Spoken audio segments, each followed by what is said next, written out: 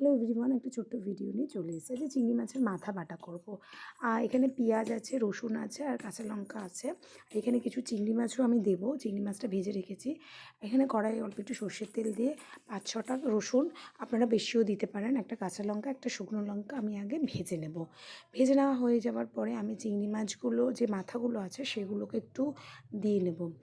দেওয়ার পরে এর মধ্যে একটু হলুদ, একটু নুন দিয়ে দেবো।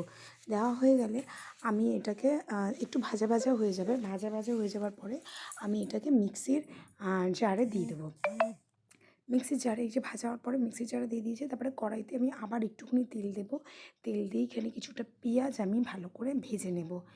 এদিকে আমার যেই জারের মধ্যে যেই চিংড়ি মাছের মাথা আর চিংড়ি মাছটা আমি একটুখানি টেস্টের জন্য চিংড়ি মাছ দিয়েছি, আপনারা নাও দিতে পারেন। ওটা আমি পেস্ট করে নিয়েছিলাম, সেটা আমি এটার সাথে মিক্স করে ভালো করে ভাজা ভাজা করে নেবো। দেখুন গরম ভাতের সাথে দুর্দান্ত লাগে।